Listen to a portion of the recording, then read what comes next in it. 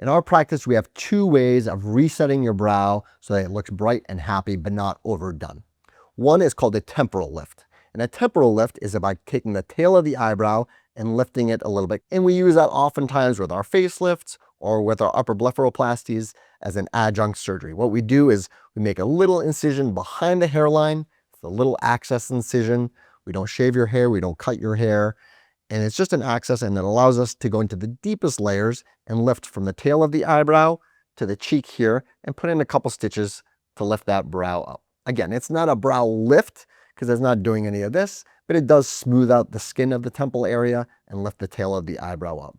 It's a great procedure. We do it often. It doesn't require any staples. It's just stitches and looks wonderful. Sometimes we need to fix the heaviness of the brow that's a little bit more in the center of the eyebrow or the inner part of the eyebrow.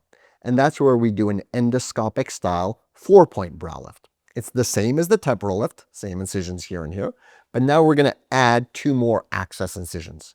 One along the hairline here horizontally and one here.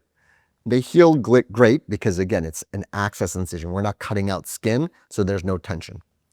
So what we do is through these 4-point access incisions, we can go deep and lift the eyebrows off of the connections to the bone that are pulling that brow down hereditarily and with aging.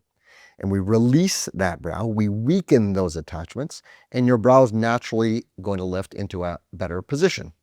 Once it does, now we can suture things back into place, not trying to tug it as high as it can go, but to put it and secure it into the position it's passively lifted into. So it's more of a passive brow reset than a brow lift. Brow lifts can be terrible, right? We've all seen them because a lot of surgeons lift the brows in the center part of the eye straight up and down. And that's not the way the brow ages. When you do that, it'll lift the brows up and give you a surprise look. It'll widen the brows and look fake. But that's not the way we age. We age not vertically in the center of our brows, but on the outer 2/3 at about a 60-degree angle. And that's how we lift when we have those access incisions, is up in that direction. So that's what a properly done brow reset will do. Not over pulled, nothing fake, not to unravel all the skin, but just to get the brows into a position where you don't have to use the muscles as much and things look bright and happy like you did 10, 15 years ago.